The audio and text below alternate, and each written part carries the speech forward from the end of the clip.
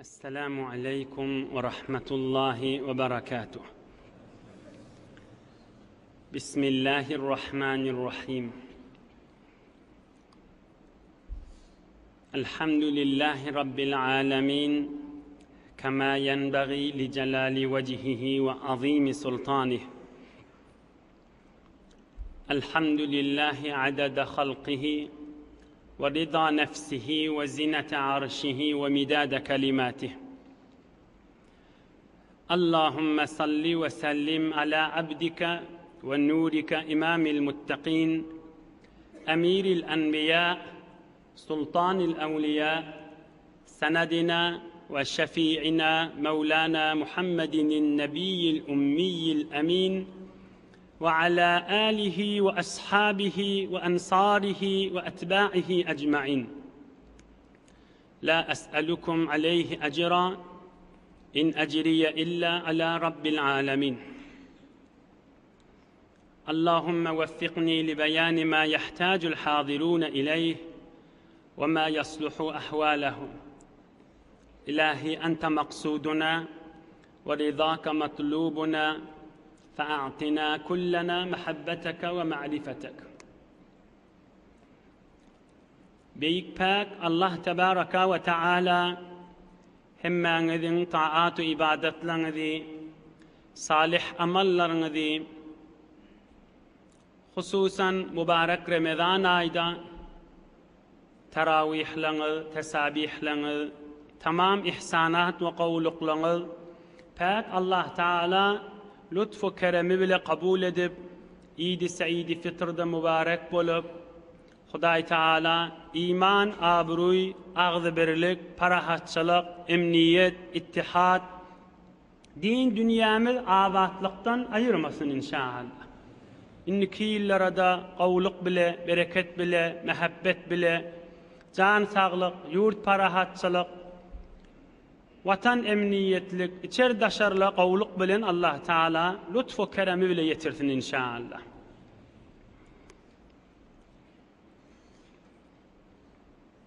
İnşallah beyik Allah köklümegi bile bir gecede Peygamberimizin yaşayışından mübarek 60'lıncı yaşında bulun vakıaden bir mukaddeme aydıp inniki hefte Resulullah'ın yaşayışının gurrunu mufassal girer. Yani bir hefte bir gece Resulullah'ın yaşayışından aydımar.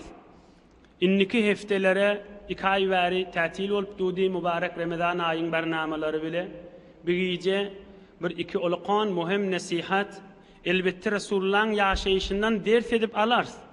Yani Resulullah'ın yaşayışından siradan bir gecede aydımar. Fakat bir kıskacık bir 3 dakikalık gurrunu aydıp 2 tane olukan 2 muhim ders var. İhlas bilen Huday için kulak asan esasan hemmemizin açık iman ve ilim ve akide gurrunumuzun içinde özümüz bilip içerlemizi düşündürüp oğul gıyızımız kovuryan adamlarımızı açıklap aydılmalı gurrunlardan. Şeyle muhim mevzular, muhim matlab bolansan pek Allah'ın köklümegi bile bir gecede Resulullah'ın yaşayışından koyup da şu 2 muhim mevzuna aytmakçı olduk inşallah. Mümin Müslüman doğullar. Cengi Mu'teden sonra Peygamberimiz 60'lıncı yaşına yani Hicri yılın 8'linci yılına Peygamberimiz bir tofar sahabalarını Şam mantıqasına yani Medine-i Münevvere'den 600-700 kilometrelik yere qaytadan sahabalarını iyi veriyor. Çün Cengi Mu'te geçen heftelerde, anırkı heftelerde mübarek aydan öncek geçipti. Rum ve şu ta'daki Şam'ın içindeki Arapla uyuşup 200.000 nefer oluptu. Müslümanlar 3.000 neferdi. Şondan gelellerinden az vakt sonra Peygamberimiz yine de sahabalarının 300 sahabasını barıp 600-700 kilometrelik Şam tarafa iyi veriptir. Inni häzir fakat şun dersinde bir uzakrak gurruna değil. Ey musulmanlar, ey jawan dost, ey Allah diyen adamlar, ey Türkmen doğallar, ey şular yadam yemiş din açıklap, din için, Huda için zahmet çekmeden sahabeler ne kadar yadam yeşler. Ne kadar gayratı var şu bennelen. Her hafta zol gurrun oluyor, palan yurda peygamberimiz iyi verttir. Ondan geldiler, palan yurda gittiler. Ondan geldiler, palan yurda gittiler. Ondan geldiler, palan yurda gittiler. Ondan geldiler, palan yurda gittiler. 1000 kilometrelik yerden geldiler, 1000 kilometre. Şu zamanla tüken mami yolla, daruhane var mı, kumakay evveliye var mı, ambulans var mı, ne hemma? 1000 kilometrelik yerden gelirlerinin az vakt sonra Peygamberimiz yine sahabalarını iyi veriptir. Barıp Zat-ı Selasil, barıp Şam'ın bir mantagaları 600-700 kilometre yine gitmeliler. İnat Allah'a aşıkmıştık bile. Fakat öğürlep biz şunaydı vermeli. Ne kadar Resulullah'a aşıkmıştık bile adamlar. Ey Müslüman doğallar, şu sahabalar var, Peygamber'in yarları. Ne Hudayın yanına, ne Peygamber'in yanına, ne öz aralarına, ne oğlun uşağın arasında, ey vallaşık cendi tökönmedi deyip biri ağzına alanak da, biri ha. Ey vallaşı zol bizim de zahmetlemiz tökönmedi, bir gün oğlun uşağın ağzına or kıyışıp çaysı üsmetik deyip biri ağzına alanak da şun. Qaytadan yine oğramalı 600 kilometrelik. لهجه مردی که دارد بوی دوست امتی را میکشد تا کوی دوست لهجه مردی که دارد بوی دوست امتی را میکشد تا کوی دوست Canı bilen ışkıva bile Allah Teala şiirin yüzünü bir zat bağ olsa Hudayın ışkına kaşın çekesi geliyor bilen. Bir yerde adam olsa Allah Teala'nın muhabbetine kaşın çekesi geliyor. Yoksa duru bilen aklı bir bendile. Oham bibennelen ulaqan yadında bazı atları kişi zamanı hem ulum millet hem memizin yadımızdan çıkan zat kıyamet görürünü. Bular ölüm gözünün alınlamış, beheşt bir taraf, cehennem bir taraf gözünün alınlamıştık. Bular dünyanın bir vefadığını ben özüme de ders habaytiyen görürünlüm. Özüme dersler olup size aytıp duran yallıkta özüme de gerek görürüm. Siz doğullamada Huda için nasihat. Bular hakikat bilipdirli dünyanın geçelge yerdiğini. Hakikaten içine girip gözü bilen görüp duran yanak ahiretlik çın gönünmek ba, beheşte varsan çın gönünmek badığı etillerine, qağallarına ornaptır. İmanlı Müslüman doğullar. Şu mahal özünüz biliyeniz bir tovar öz doğan qarnaşınızdan ya içerlerinizden yanına var bir jigde kıyamet agdap biliyeniz mi? Ey baba sen bizire gezme bir gün hesap kitap ba, bir gün kıyamet ba diysen sana 100 kepler aydır. Bizire de der adi bir jigde agda yıla bir gezek. Saçağın başına agda ya oturuşup dukan ey can doğancım, dayıcan, yegencan bizire gitmeklik bu haram zat Hudayın qaharına düşürüyor, cehenneme eltiye. Kur'an-ı Kerim'de var şu gördüğünle Allah'ın kelamında var. Eğer şunu ağzap bilseniz, bana mengeç ahun selleli şahit bir cemde vaaz nasihatta istin. Ama dost olup da yanına ağzatmarsan hiç. Neyem oldu sana bizirede der akıyım, dünyada gerek akıyım deyip asıl senin gurrunuz ağzadan akla. Asıl kıyamata ağzap bulana. Hatta bir tofor bir haddi dünyanın şulukluğuna giriptir. Bir haddi dünyanın avadallığına giriptir. Azbest tecemmülhatı giriptir. İnni birime kıyametten ağzatan şayet aytiyan olsun ve aytiyadım. Asen kıyametiniz bağ mı diye? Asen mutlaka kafirlik kep, rahatlık ağzına alıvati. Ey şunu bir dertleşmeli görürüm haşa. Ay kıyametiniz bağ mı kam? Ya bergisi var hamana. Kıyamette aların hemen niyada. Kıyamet bolsa alağı diye. Yani kıyamet yok deyip açık kafirlik kep aydı oti. İmandan çıkma kep aydı oti. Ama biz sahabeleri görüm, Peygamberin yarlarını görüm. O cengden o ceng. Resulullah iyi veriyor, göz üstüne deyiptir. 1000 kilometre yerden gelipdirler. Peygamberimiz yine 600 kilometre yine gitmelidir. Göz üstüne diptir. Oğlun uşaklarını et vermeli, şodurşuna oğrak gitmeli. Ya o buğurunları koy. Bir cavan oğlan yönü var 5 vakt namaz ha. Allah'ın farz eden adı. Mescide katlanacak bolsa öz heleyi oğlan uşak kaynene hemsaye halktan tamam kefini tevini kahallaya. Fakat 5 vakt namaz ha. Ya mesela bir anağa eli bilen uzatıp salam vermese, bir anağa eli uzatıp salam vermek haram hatta. Allah'ın icazı vermeyen hatta. Elini uzatmasa 1000 tane kepleri eşitmeli. Bizde Müslüman bir sahabalar da Müslümanmış. Ya men toyum arasında tutacak deyse, ya bir denane ya bir erkek adam münglerçe yerden kef eşitmeli. Ya börük, selle, ya bir sakkal Resulullah'ın sünnetini koyacak daha deyse, öz içerisinden, daşarsından, qayın tofor tarafından münglerçe kepleri eşitmeli. Şun üstünde bir görürün ma, nem peygamberin aydan keplere aydılmalı, Huda için sizin hizmetinize yetireyim.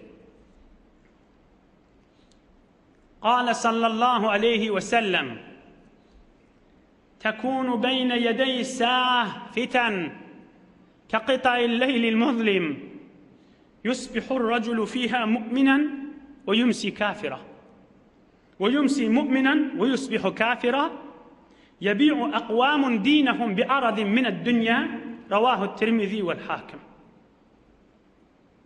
Peygamberimiz aydıptır. İşte çıkın bir zaman molor fitneli köfeler. Fitne diyen sen imandan alqaliyan zat, Hudaýyň muhabbetinden alqaliyan zat. Bazarın şulukluğu, zenarlan açık yalangaz, evin maçtan çıkmağı, haram toylar, bidirek fikirler, bidirek aqidalar, bidirek okuwlar, yerli yerden köfeler, şonna bir adamla bolar dipdir. Peygamberimiz aýdýaşyny. Yusbihur raculu fiha mu'minen. Günnida musulmanlar dipdir. O yumsi kafira, akşam kellesini yastıkda koyanlar kafir olup yatanlar dipdir. Nauzu billah. Mescide gatnap duranlar cak eline tesbih vardır. Mescide var yani. Öyne var ya, mesela açıklap aýdyn. Odalarda da kan aýdypdyk, yani açıklanmadyr şey. Cak tesbihsi var, öyne var ya hamana qyza ağlapdy ya oğlu ağlapdy narahat. Näme oğlum, näme qyz, näme boldy diye mescitten geldi ha öyle. O ham men bir haramy iş etip duran ya zindigimde falan zat bolly ahulla İslam dinine şoňa dogry däl diýip aýtdy. O jürek dogry däl halal haram bolmaz bu zamanda. Halal haram boljak mı zamanda? Elçek bu urundan idi. Ene diýip kafir da bil adam. Öde elini tesbihini şeýt burup subhanallah diýip. Halal haram boljak mı zamanda? Zindigiň menen bol. Halal haram qally. Kur'an peygamber qadim zamanynky. Öde ýa mescitten geldi ha. Peygamberimiz aýtypdyr şunu. Yusbihur raculu fiha mu'minen ertibilene musulmanlar diptir. O yumsi kafira akşam kellesini yastık doyup orsdan farkı yok diptir. İyidi. O yumsi mu'minen o yusbihu kafira. Akşam Allah diptir, subhanallah diptir, musulman diptir. Erti turanna dip kafir olup turya diptir. Ahun molla selle dip mescid dip ayırın bu zatlar dargıdın yıkıştırın dip erti ver şu kefaydı oti. Näme? Azıcık dünýesini neler çekensen telefonun maşynna hücrede guşin maşynna oturup halk ağlap duqa oğul qiydinana deňuronna o kepler aýtjak bolsak onda şaýat bir toforuňyz ýüregiňiz ýarylsyn. Ýöne azbes kan eşitipdir, öwrenşipdir bireme. Şaýat tahammül etip bilmän götürüp bilmäni şu durşuňyzy öýüňizde barman söyle çykyp ağlarsyňyz köpüňiz. Ol aýdylýan gurrunlary enesi ýa dädesi ýa dogonyň aýdýan gurrunlaryny men şu tribundan aýsam hökmen bilýän öýüňizde barman söyle çykyp 2 saat 3 saat ağlarsyňyz. Kufurluk keplerden, bidirek keplerden, eziyet keplerden, Allah Taala'dan daşlık keplerden aýdylýan gurrunlary. Peygamberimiz aýdypdyr, akşam musulmanlar bir tofar adam diýipdir. Erti turanny diýip imansyz da diýipdir. Diýip imansyz. Adaçyk bir saqqaly goýsa, ya selle goýsa, ya bir mescid agallam halamy ýanny bolsa diline gaýym bolmaly, aýdajak bolsa hamanyň nasihat gowluk diýänne bolsa ay bolya ýuwaş-ýuwaşdan gidewer, nämet mäwur diýip bir ihtiýatly, abryly keplemella. Ýok, aňlyk elçipdagy Allah Peygamber Kur'an-ı Kerim'i diller tasa söwdi. Özde eline tesbih alypdyr, mescide gatnapdy, ýa şoňa meňdeş, ýa kellesine börük ba, ýa umra gidipdir, ýa haja gidipdir. Nagat fitne zaman bolupdyr biziň zamanymyz. Nagat afet zaman bolupdyr biziň zamanymyz. Yo bular buğrunlar aytmaylı ya peygamberin aydan sözü aydılmasın mı? Peygamberimiz ahirinde aydıptır. Yabi'u aqwamun dinahum bi aradin min ad-dunya. Bir tovar adam bolar diptir. Dünyasında zerer çekecek boda dinini satıp koyverer diptir. Uluqan yaşlı 2 tane yaşlı men öz yanıma geldi bitirdi. Aham davat da men qaziya değil ha. Davat da cevap beremek. Gönü gözüm men gören zadım. Aham yaşlıların biri aytdı şeyli hop o tarafa aytdı sen koy dedi. Şeriat näme diýär dedi. O yaşlı Türkmen o mescide gatnap beren adam şeriat men zererime aytjak bolandan sonra bana şeriat gerek diye. En aydan köp yaş. Nahat fitne zaman muttur, nahat afet zaman muttur, nahat gözlemiz quripdir, nahat adam imanını narahat bolana, nahat musulmançılığa hiç qaysymyz narahat bolamyz. Sahabaların ýagdaýlaryny özü ýör dini bar ýurtlaryna ep berip 700-600 kilometrlik gitýänmişdikle. Uluqan aqtyqly adamlar da şey diýýeti, inniki okyp beren o ýurda gidipdir, o şähere gidipdir. Ya danışçı olupdur, ya işlemene gidipdir, 20 yaşında, 25 yaşında olan şikepler aytmar mı? Ya mesela, bizirdat aytma, qoqulağa qasın. Açıqraq, sadarak gideyin. Bizirdatlar aytma, bu zatlar adam kafir etýänler diýsen, kafir bolsam kafir bolan, näme işgaly var diýe. Näme işgaly var? Men Qur'an-ı Kerimden jogabyny aýdyp beren, agallam, belkim indiki şikefi, şu sözümüz eşdiýän bir türkmen bolup düşünüp aýtsa, düşünüp eşitse inşallah şikef aytmaz diyen halkın haberini aytmak değil ha. Özümüz gaim bolar yanak ve şikefi eşitiyen Türkmen doğunum da haberdar bolar yanak, bizi keplere barmar yanak ve doğuncağını düşündürür yani. Şonun için bir mukaddime gurrunlar oldu şeyice. Kulağasın Huday näme diye. Euzu billahi mineşşeytanirracim. Bismillahirrahmanirrahim. Hemmeniz bilýän surası. كلا سوف تعلمون ثم كلا سوف تعلمون كلا لو تعلمون علم اليقين لترون الجحيم ثم لترونها عين اليقين. Hud Allah'ın kelamı. Huday näme diýen adamlara? Size malyňyzy artdyrjak bolup, öýüňizi artdyrjak bolup, ondan mundan galmajak bolup, Hudaýdy ýatdan çykardyňyz, kıyamatda ýatdan çykardyňyz. Ýeke manasyny aýdyp berin. Ýen aýdýan bir gece Resulullah'ın ýaşaýşyndan ýok, fakat nasihaty kulağa asaýdyn. Kalla, ey insan beýtme, Hudaý aýtdy. Beýdime, sawfa ta'lamun, işte içkin bilersin ha. Kelläň ýere girer, kıyamat boljakmy, kıyamat bolsa hakyň alagy diýädiň, beýdime diýipdir Hudaý Taala. İşte bilersin ha. Sümme Hudaý aýtdy, ýene de aýtýan, kella beýtme, sawfa ta'lamun, işte bilersin ha. Gözüne kella sawfa ta'lamun, sümme kella sawfa ta'lamun. Üstüne aýtdy, ey adam beýdime, işte bilersin ha. Sümme ýene aýtýan, kella beýtme, sawfa ta'lamun, bilersin ha. İdi la tarawunnal jahim, cehennemi gözüň menen görersiň sen diýär Hudaý Taala. İdi daşdan gördü hanni. Sümme la tarawunnaha, oham sen ýaxşyca görersiň, aynal yaqin, içine girip gözüň menen görersiň ey kafir diýipdir. Allah'ın kelamı şey. Kur'an-ı Kerim şey. Hudaý Taala şey diýip aýtdy. Bu dünýede öýüne odalacak bolup, ýüzüne odalacak bolup, perdesine odalacak bolup, ondan mundan galmajak bolup, halan kefin aýtma diýipdir Allah Taala. İşte bilersin ha, beýtme ha, kafirlikdir ha. Kabre gireňde bir formrak bilersin, ölmäkäň bir formrak bilersin. Ahyrynda sümme la tarawunnaha aynal yaqin. Evvel näme?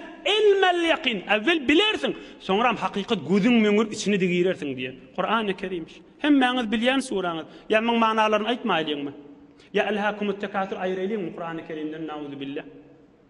Ya ýan adam aýdy, kafir bolsam bolup galaýyn diýe. Näme işgaly bar diýe. Hudaý näme diýe? Hemmäňiz bilýän surasy. Haýsy sura? Veylül likulli humazatin lumaza. Manasyny wezde? Narullahil muqada. Allah'ın emri bilen yanıp duran ot cehenneme diye. Allati tattali'u alal af'ide. Yürüğü düşüp barıya deyiptir. Allati tattali'u alal af'ide. Yürüğü düşüp barıya deyiptir. İdi innaha aleyhim mu'sada. Cehenneme girenne gaflı yapılıp kulp bolacak, çıkmağına yeri yok. Fi amedin mumettede uzak turvan içinde yanıttığı diye. Kur'an-ı Kerim'miş. Cehennem diyen uzak turva deyiptir. Uzak turva, uzak bir sütun, içi boş turva diye Türkmen. Turvan içi cehenneme giyin meydan ne aliptir? Fi amedin mumettede. Amet turva deydik mumettede. Uzayın turva. Turvan içine oklanacak, üstüde yapılacak, kaptarlı yapılacak, hem yer yapılacak deyip. Kur'an-ı Kerim'de ihtiyaçın. Kafir olsan bolayın deyip necire bir adam aytmalı işini. Kafir olsa ölümden sonra hem cehennem oluyor. Veylül likulli humezedille şey deyip. Adam yüreği yarılmalı. Sahabalar varmıştık. Şu ayeler okuyorlarını yastıktan sonra gece uykuları ayırıp danıt yansa oturayamıştık. Hazreti Ömer bir qaharcan adammıştık. Hiç koluyundan var. Bilemedik deyiptirle sahabaların birine. Uy on yanına varmak rahattır deyiptir. Şizirek ayetler okuydan varın deyiptir. Keplakta ölmez deyiptir. Bar koluyunda oturuvermelidir deyiptir. Atın üstünde bir vakt diyem atlı var yaka Hazreti Ömer bir iş ayetleri okuyuptur. Hazreti Ömer attan yıkılıp bihuş ol bir aylak meriz olup yatıptır. Ayet atın üstünde işte yıkılıp. Gütep bilmeyen narahat bol. Hudayi bizi şunu düşmüyorsun kan. Hudayi bizi azab-ı cehennemden sakla deyip. İnhe bu ürünler kulağına varmayan adam, bu ürünler oyun tutunayan adam, Kur'an-ı Kerim'in ödüşe veylül likulli humezetil lümeze maskaretiyen adama cehennem oldu diye. O zorlan uzaktan geliyen radol. Maskaretiyen, oyun etiyen bu ayetleri, Kur'an-ı Kerim'i, Allah'ın kelamını ve ansatçık rahatçık ayetiye kafir olsan bol qalin. Annem oldu bana diye. Havar yok bu dünyada. Hudayi Teala soğa bir işetsen de sana güç veriyor, akıl veriyor, verenlik veriyor. Günah işetsen de sana güç veriyor, akıl veriyor, verenlik veriyor. Bir adam odul bilen adam. Bir adam kuyuğa diye su çıkaracak bolup Müslümanlara. Bir adam kuyuğa diye halkı çukura kaçacak bolup, halkı tela oklayacak bolup, halkı çukura kaçırıp öldürecek bolup. Hudayi ikisine de güç veriyor. Bir adam kuyuğa alıp diyor, halk şuna kaçsın deyip, halk ölsün deyip, cüsünler pulnalayın deyip. Hudayi şuna güç veriyor. Elini dondurup koymuyor. Qadıp diyor. Näme deyip, halk şu kuyuğa kaçsın deyip. Ama bir Müslüman adam kuyuğa diye su çıkarayın Müslümanlar hayırlansın deyip. Hudayi ikisine de güç veriyor. Ama günahkar han bana näme oldu deyip tu, näme olmağa bu dünya darul ceza de, bitay amal edilýändir. Ceza beylesi. On elhakumut tekasürde de aytiya, onu veylül likulli humezedile aytiya. Hulasa geleyli bir nämetmelini, bizim nämetmelliğini Hudaý üçin aydyň. Hazreti Huzeyfe iştensiniz. Peygamberin sahabası kim? Hazreti Huzeyfe radıyallahu anh. İn Peygamberimizin aydan keplerinin sırrına yetik. Hazreti Ebu Bekir, Hazreti Ömer, Hazreti Osman, Hazreti Ali'den Peygamberin keplerinin sırrına yetikmiştik şu adam. Peygamberimiz bir kefayette düşünmesele şondan var soruyamıştıkle. Ey Peygamberimizden bir zat işittik şon manası, maksudu nämetdi deyip Hazreti Huzeyfe'den sorarlarına açıklap aytýanmışdyk Peygamberin menzura şeyle deyip. Şol Huzeyfe näme diye? Peygamberin sahabaları Peygamberimizden qaw zatları, sogaplı zatları sorardılar. Emma men şi bidirek zatlar sorardım, qaşşaq bolup üstüme düşam. Şi bidirek zatlar näme diýerdim. Täşe bidirek zatlardan qaçar ýaly. Şol Huzeyfe aýdýa bizden çürüýän bir derman kef aýtypdyr. La ya'tiyanna alan nasi zamanun la yanju fihi illa man da'a du'a'al gariq. Ravahul Beyhaqi. Bir zaman geler deyipdir. Elbette bizim zamanımız. Yani görüp eşittiğiniz bir tohordaydı. Şu zamanında hemme kış cehenneme girer deyipdir. Meger bir adam ki keşti devulup suun içinde qarq bolup bir tahta yapşan adam can huda deyip nagat doğa eder. Şojure kan doğa etýän adam Hudaýyň qaharyna düşmedi. Ondan başga şemmeş afet fitneň içine girdi gitti deyipdir. Kan doğa edýdi. Fakat kan doğa değil. Fakat doğa edin. Günü bir qaytar doğa etseňizde bir heftäň içinde 7 qaytar doğa bolýar. Hudaý Taala kabul eder ahim. O hükmenle kabul ederin deyipdi. İman dilep tuqan Hudaý berjek dällermi? Hudaý maňa cennet ber, Hudaý maňa rahmet ber. Hudaý men imandan aýyrma. Şo dogany güne beredim. Odolla kan eştensiňiz. İhya Ulumuddin we İmam Gazali aýdýar. Hacın Arafat meydanında şeytanı örttirle biilinin sünkü dövükmüştük, omuruglu. Şeytanın kemer şeken olup yatanmıştık. Biilinin sünkü dövükmüştük. O ham ewliyalan meýraýdyr. Betbaht sen bilim näme dewdi diýipdir. Men bilim dewren zat diýipdir. Şu musulmanlar Hudaýa men ahirdem iman menen dünýeden geçeýin diýeli. Men hemme zähmetlem hiç bolýar diýipdir. Şo kepleri men dargatýar diýipdir.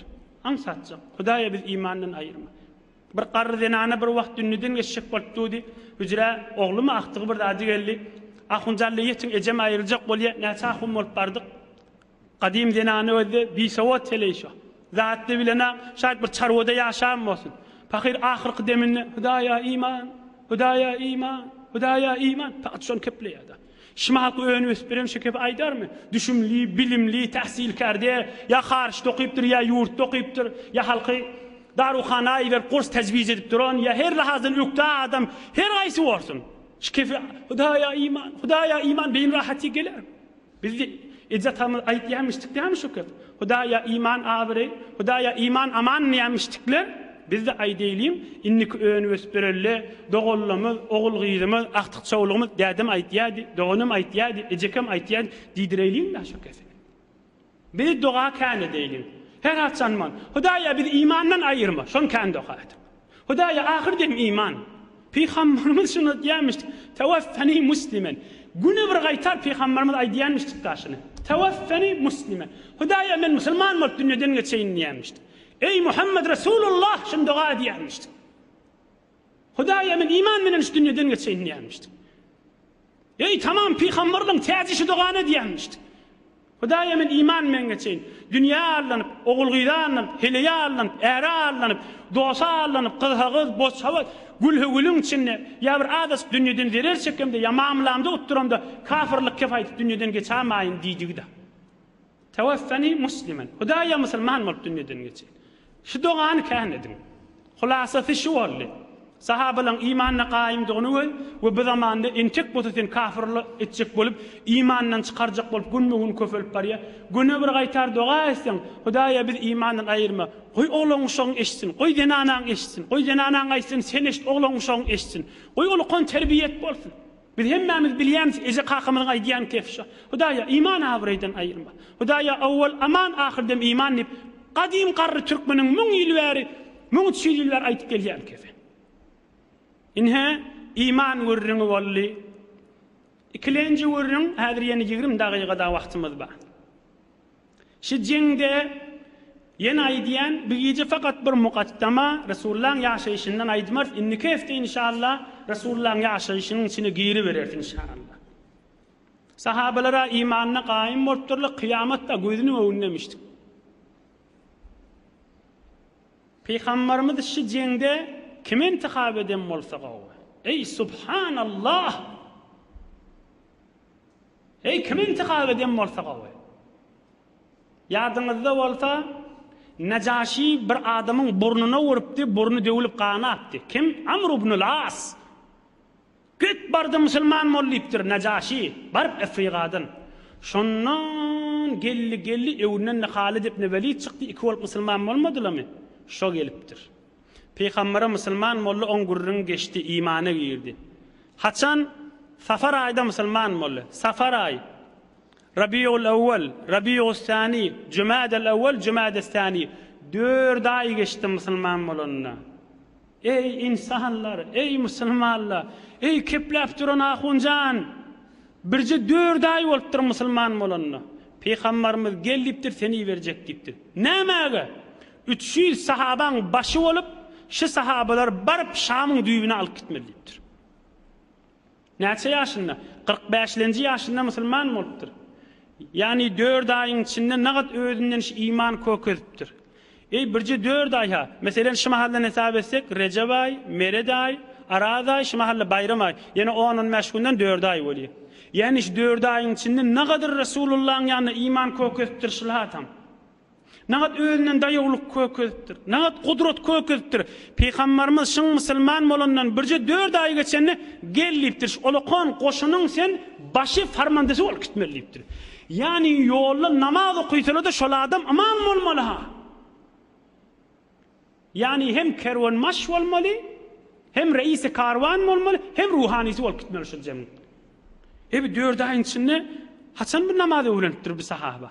Haçan dehretin meselelerini öwrenipdir. Haçan istincan meselelerini öğrenipdir. Haçan gusluň meselelerini öğrenipdir. Namazyň wagtlary, namaz okuymakan namazyň şertleri var. Namazyň içindäki sıfatlary var. Bular haçan öğrenipdir bu adam. Nägat bu adamla din meselelerine ähmiýet beripdirler. Nägat din meselelerine hormat, yani musulman bolakany derrew mesail öwrenipdir şu adam. 4 aýyň içinde kamil bolupdyr. Ki peýgamberimiz birji 4 aý geçenne musulman bolupdyr, 4 aý geçipdir, gelipdir. Sen men tarapdan halifa şylaň başyna gitşin gelşin dipdir. Şylaň başı bol dipdir da. 20 ýaşyndaky dost. Recep aýdan bäri näme işetdik? Birji 4'de. 15 ýaşymyzdan bäri näme işetdik? 5 ýyl. 30 ýaşyndaky dost. 40 ýaşyndaky, 50 ýaşyndaky. Hacı de. Bular 4 aýyň içinde näme de çykartdylar bular? Yani birji 4 aýyň içinde kamil bolupdyr haşy. Kamil bolupdyr şu adam. Ki Resulullah jan şonu intihab et, barşylaň başı bolla Allah dipdir. Yani yolu imam bolmaly haşy. Yani her yerde ştada saklam istirahat etmeli, şon kefi ýörýmeli. Ştada çaý suw nahar ýemeli, şon kefi ýörýmeli. Ştada ýatmaly, şon kefi ýörýmeli. Jeň häzir şuru etmeli, şon kefi ýörýmeli. Giýje ýol ýörýmelimi, günnüz ýol ýörýmeli, şon kefi ýörýmeli. Her näme maslahat bolsa şon kefi ýörýmeli. Başga hiç kim keplemäne ejazat ýok. Maslahat berer, başga kişiň kef tutulmaly. Peýgamberimiz şondan üçin emir etýänmişdik, farman edýänmişdik ha. Beter gen gat dälmay. Birji 4 aýyň içinde näjire özünden köketdir. Ýalta bolmaly ha. Awvel öz janyny feda etmeli, soňram goşuny. 4 aýyň içinde şizir Resulullah muhabbet köketdir. Özüniň de habary ýok. Şu mahallaçely emir boljagyndan peýgamberimiz çagyrypdyr, şonu bilipdir. Öwrenmese bilip bilermi şu zatlar? Namazy, dehreti, bir tofar mesail öwrenmese öz bilip bilermi? Hiç bilmez. Öwrenmese adam bilip bilmez. Bizim iýilüňimiziň derdiniň mirşi da. Gyzymyz wa okypdyr, ya oglumyz wa okýa ya işliýe. Izdiwaja gelýär-de, dogurja urrun haşy. Jan ogul, izdiwagyň şu meseleleri bardyr diýip öwredilýärmi? Nikah meselesi akd edilýär. Nikahyň meseleleri var we nikahy çözýän zatlar bardyr.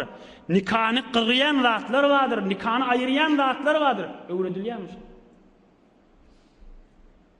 Bir towar keple vardır, erheliň arasyny açýandyr. Öwredilýärmi?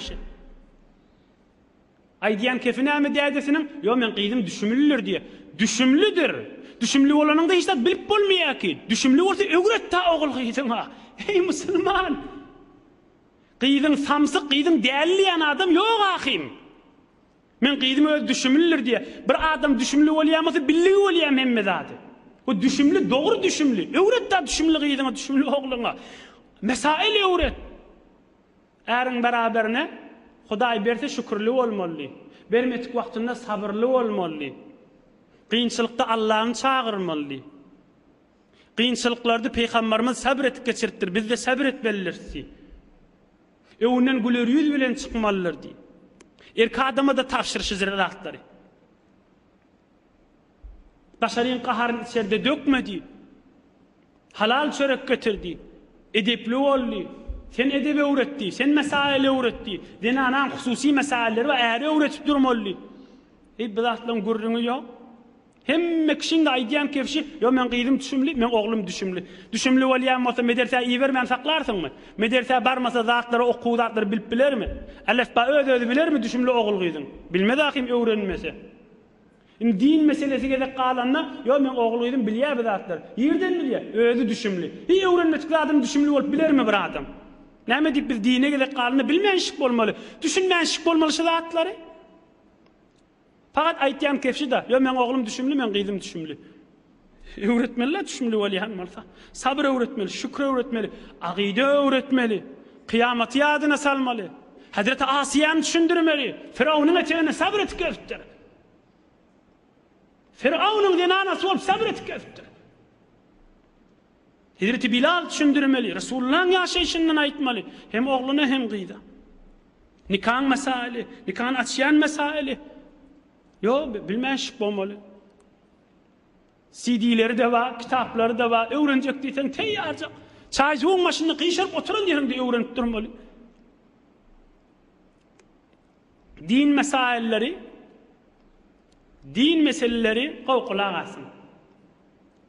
Dehret, namaz, arada, zekat, nikah ve nikahını çözeyen ve muameleler ve ahlak, akida meseleleri Peygamberimizin sahabasını gurruna tüpürmeyli. Meselen, qav düşüneyliğin haşı gurruna. Şu bizim zamanımızda, meselen Fiqh Hanefi geliptir da. Fiqh Hanefi'de falan zat näme diyen Ebu Hanife'nin sual cevabı, ahullu da aytiye Ebu Hanife'nin nezerişi diye sen ne bolya diyen tutdiyan. Bilyan şol meselele he ora arasta adamla bilen şu zamana gelelliğini. Şun qav düşüneyliğin. Meselen İbn Abbas kim inş ummatın zereni Peygamberimiz ayrılandan sonra bir zat bilmeyen bolsa barıp bir ulukon yaşlı sahabadan öğrenecek bolsa İbn Abbas yan jawan sahabaha görün bulary bir ulukon bir sahaba yaşlı sahabadan bir zat soracak bolsa barıp şoň öýüne var yanmışdyk görse gafy ýafyk Aham ay Peygamberin yerine oturan adam gafsyny kakmaýyn diýip bir patwa dolanyp şoň gafsynyň agyna süýünüp ýerde ýatýanmışdyk. Aham soňra o sahaba gafyna çýanmışdyk. Ey İbn Abbas sen näme ýatýyn tada? Ay Peygamberin gafsyny kakmaga dogry däl. Sen de şoň yerine oturan adam men senden zat soraman elim ay kakmaýyn diýip ýatýyn tada sen hatçan çykartyň diýip. Oy beýtmesene geldiýsen özüm marjahym diýänmişdik. Aham bir neçe meseleler var. Şonu bana aytıp bersene diýip soraýanmışdyk. O da jogabyny aýtýanmışdyk. Taňry ýalkasyn diýip ýüzüne urlaýanmışdyk. Şo jere arasda adamlaryň üstünden aýtypdyr. Bolar bolmaz pazir adam üstünden şu zamana gelen aqalym diýerler. Ebu Hanife'nin zamanında bir adam menne mualla boljak diýip geýimselleji we Ebu Hanife'nin şagirdi boljak bolsa, ýa şu zamanda her kim muallaçylyk okuyjak bolsa, giýje daňdan öňçe selerlik wagtynda, hamana şulim 2'de, 2:30'da daňdan öňçe turup namaz okuýmaýan bolsaň, muallaçylyga gelip ýörme diýenmişdikler. Täşi arasda aqlym, Kur'an-ı Kerim ilmi, Peygamberin ilmi, şu halal haram hukmi, inniki öňü meselelere arasda adamlaryň üstünden geçtin diýenmişdikler. Adamlaryň üstünden geçtin. Aýna ýaly ýürekli adamlaryň üstünden geçtin diýenmişdikler. Ha bolýar men okuýaryn diýenmişdik bir tofary. Oğlum o ustadı nämet diýenmişdik. Şoň gafsynyň agzyny bir künnük doldurup suw goýýanmışdyk. O zaman şiir ýok ki aktyryp derip alar diýär. Künnük suw goýýanmışdyk. Oğlum erti bilen mark görýänmişdik. Künnük suw doly, erti bilen turany goýýanmışdyk şo mallar. Git senden malla bolmaz diýip. Näme diýip? Künnük suw kemelmändir. Giýje turup namaz okuýmandyrsың sen diýenmişdik. Şo jirek adamlaryň üstünden gelýär ha bu ilm. Hey ora arasda adamlaryň gursoklarynyň, kagazlarynyň, galamlarynyň dehretleri yok bolsa, ilm yazılmadı, kağız tutmayanmışdıklar. Ene şu kağız, ilm yazılmadı, kağız. Dehretleri yok bolsa, kağızı elle girmeyenmişdikler. Mana Kur'an yazılar, mana ilm yazılar, ilme bi hormati etmeyliğin deyip, yoksa dehretin yok vakt kağız tutanın men günahkar değil ha. Dehretin yok vakt kağız tutamalı ha. Emme ol adamlar tutmayanmışdiklar. Mana ilm yazılıyor, ilme bi hormati etmeyliğin. Arasyaga deýliň diýenmişdikler. Muallala bilen 3 ders aýtyşyp duqa, hah diýip agzyny açyp gülmeýänmişdikler. Okuyan ilmiň hormatyny saklap boryň diýenmişdikler. Ustadlar güldürýän gurrun aýsa da agzyny ýemip gülýänmişdikler. Ilmiň hormatyny saklaýlyň diýenmişdik. Şo jirek perişte ýaly adamlaryň üstünden gelýän ilmler habla. Muallalamyzyň okuyan bir kitaby var, Hidaye diýen adyna. Näme diýe? Hidaye. Yerin yüzünü Fiqh Hanefi hemme yerde okuluyor. Hindistan'dan ta Marakş'a var yança. Çin ve Çiçen'den ta bizim yurdumuzda var yança. Her yerde Fiqh Hanefi Hidaye diyen kitap okuluyor. Bukhara taraftan bir alim yazıptır şunu. Ebu Hanife'nin ilmini halal haram hükmünü 4 cildin içinde koyuptur. Neçe yille yazan olsa koyuşun? 13 yille yazıptır. 13 yılın şodur şunu arada tutup yazıptır. Yazan kitabın bereketli olsun, arasında olsun diye. Fakat ayet güllerde ağzına çiğenmiştik. Başka vaat arada tutup yazıyanmıştık. 13 yılda yazıp tökötüptür. 13 yıldan sonra Moğollara tevil veriptir. 900 yıl, 1000 yıl verdi. Yerin yüzünü her yerde Hanefi mezhep okuyadı. Ve başka millet, başka mezhep, başka akidede Ebu Hanife'nin meselelerini bilecek bolsa şu kitabı okuyadı. Kim yazıptır? Bar Bukhara tarapdan bir alim yazıptır. 900 yıl, 1000 yıl minnodur. 13 yıllap arada tutup yazıptır. 13 yılın içinde ağzını açmandır. Yazan kitabım arasında olup inniki adamlara geçtin. Pasık, pacır, bolor olmadı adamın üstünden geçen daha diyor abi ilimler. Oham günnil hücrede kitap yazdıqa, ders verdiqa bir sadaka getirýärmişdik bir tabak nahar. Taksircan şuna dua edeweri dip. O da bolya kabul bolsun sadaka dip sen gidive diýänmişdik sadaka getiren adama, yankı yazan adamma 13 yıl yazan. Aradadığın belli etmeyecek bolup. Omo gitýänmişdik. Oham o sadaka gitti da kinirrak akşam öyle tabağın ala diýänmişdik. Omo ýaxşy gidenden soňra oňa aradadığın belli etmejek bolup mollaň birine berýärmişdik. Bar keyfetde iyi, boşatda tabagy maňa getirdi goýa diýärmişdik. Ýene boş tabagy ýanyna goýýarmışdyk. Omo sadakaň eýesi gelende özi ýen ýanjak sadakaň kabul bolsun diýip tabagy berýärmişdik. Şojura arasda adamlaryň üstünden gelýän ilmler şular. Aýna ýaly, ýürekli adamlaryň üstünden gelýän ilmler şular. Ýöne garal, ay ýazdylar, postdylar bir tor bekar adam, ay günni geçirden çoğallı adamdan ilm okuyýar. Hudaý saklasyn o ýagdaýlardan. Hudaý saklasyn o gürrüňlerden. Oham bir ilmiň içinde keyf edip giýjiler ýazypdyqa bir alim näme diýipdir. Gulasyň. Wa aladhu min naqril fatati liduffiha naqril urqil ramala an awraqi. Ýöwümde bir awadan gyýyl, oýun çykaryp, elini dümmege alyp dünk urandan nipdir. Men giýjek kitap ýazyp otyrkam, kagyz ýazypdykam üstüne gumgamya, üstüne çäge düşýe, şonu şeýt qakamda baňa şu ýokumly gelýär diýipdir. Kagyzymyň üstüne kitap ýazypdykam, çäge düşýe, gum düşýe, şonu tak etip qaqanym maňa ýokumrak gelýär. Men öwümde bir gyýyl oglan elini dümmege alyp dümme kurup oýun çykarandan men bir ses maňa ýokumly gelýär diýipdir. Tak etip giýjäň içinde kagyzy urýan, ya kalam ýazyp jırrrk kadim kalam duruşmen ýazýan, şoň sesi maňa galaba seslerden ýokumlyja gelýär diýänmişdik. Şol adamlaryň üstünden gelýän ilmler şular. Bizim ustadymyz Jabbar Ahun Tahzir, oň ustady Saltan Madahun Tahzir bar Bukhara hiwe tarapda okypdyr. Saltan Madahun Tahzir Allah rahmet etsin aýdýanmışdyk, öz ustadyndan gurrun berýärmişdik. Kim oň ustady? Hazreti Ubeydullah Bazzaz. Ulqan ewliya adammışdyk. Bizim qarr ustadymyz näme diýär şu hücräň muassesesi, hücräň banysy Saltan Madahun Tahzir. Men şol ewliya adamyň elinde näçe ýyl okuýdum. Giýjeler, günnüzler bir gezek görmedim, süýünüp ýatam bolsun. Bir gezek şoň süýünüp ýatany görmedim diýipdir. Ne giýje, ne günnüz. Haçan kitap gözep ýatyp galardy, şol düşünde turardy diýipdir. Näçe ýylyň içinde şoň süýünüp ýatany görmedim diýipdir. Haklasyk ýan atmış. Peygamberimiz ýatýanmışdyk, biz de ýatybermeli. Emma ol adam orsun granjyrallygyna ilm ýetermi qadyp süýünüp ýatmany özüne girişmez biz diýip öz-özüne gaýrat edip oturan ýerine ýatyp galýanmışdyk. Kitabyň başynda.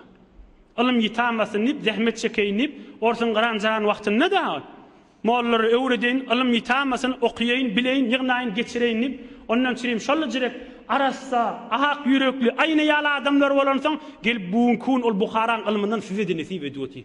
Şagirt bir şagirt gelip gör ak yerden gelişini bir ilimlaň. Ýöne bolar bolmaz, pazır adam üstünden ýaýramadan gaty ýokurda ýatanlar ilim gurrüňi, iman gurrüňi, din gurrüňi, mezhep gurrüňi, akyda gurrüňi. Inhe din gurrüňinde de ýanky Hazreti Amr ibn al-Asyň üstünden bu gurrüňler çykdy. Näme gurrüň?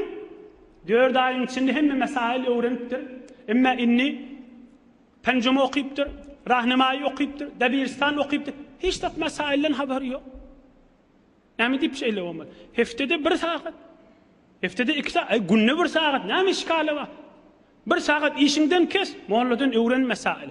Şolardan gelýän ak ilmiň içine seni giýirsen, bir jewün imtihan et, mesail Jami' fiqh Hanefi diýip mollaň ýazan kitaby bar. Dehret, suudi işte hemme de atbaha içinde. Birce saat şu cemiň içinde öwrenýärli de var molla ýana qol. Otiş mahal berekella. Arada aýynda erti namazdan çykyp molladan öwrenerdi, ýarym saat öwrenip maturjygy bilen çykyp giderdi. Birce saat, ýarym saat, 15 dagyga şu mollalardan meselen öwren. Bigat agzyňdy süýjýär, bedeniňdi süýjýär, keyf edersin. Ebu Hanife ondan arda Peygamberimiň üstünden süýüşip gelýän ilmiň içine girdigiň bolýan nämenen çalışjak. Şolong şagirtleri bolýan bil wasita. Şolong şagirtleri bolýan ak aýna ýal ýürekli adamlaryň üstünden gelýän zatlardan. Hey türkmen dost, gadryny bil bu görüňler. Nimetdir ha bu görüňler. Fursatdir ha bu wagtlar.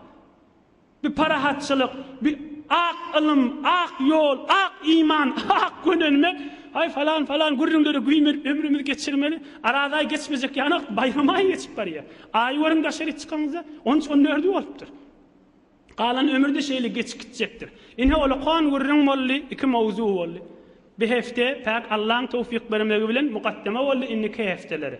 Biri iman gurrun. Yaxşı jaga ayım bolaylı. Ay palanda kafir olsun bolqayın halal haram näme? Hudaý saklasın. Ne öre bir direkt dattır. Veylül likulli da'al hakumut takasürde jogabı bahul adamlaň. İkilenci gurrun ak ilmin qadryny bilin. Ak ilmin qadryny bilin gönünörsiňiz. Ak ilmin qadryny bilin gönünörsiňiz. Özüme da diýen, özüme de gerek gurrun. Allah Taala kalplaňyz, ýüzüňiz, öýleňiz nuri imandan dolasyn inşallah. Hudaý Taala ilim bereketini bizden ayırmasın inşallah. Hudaý Taala din, iman, mescid, medrese hücrelerimiz yürüyüp dursun canında. Bir alham, üç kul huvallah, Suriye, Felak ve Nas hoş okuyelim. İnşallah ilun vatanımıza dua edip ötüllü diyelimdir.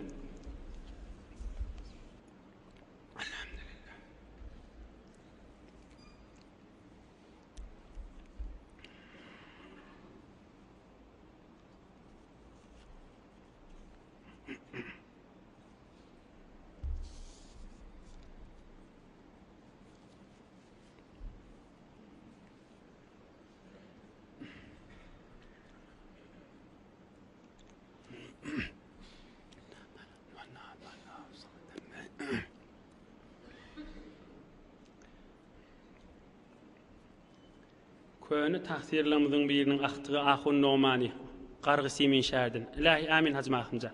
İlahi amin. İlunumda dua ediyor. İlahi amin. Maridimiz va diptirle müşkilli doğullu va ilahi amin. Amin ya ilahel alamin. İlahi amin. Kabullur inşallah.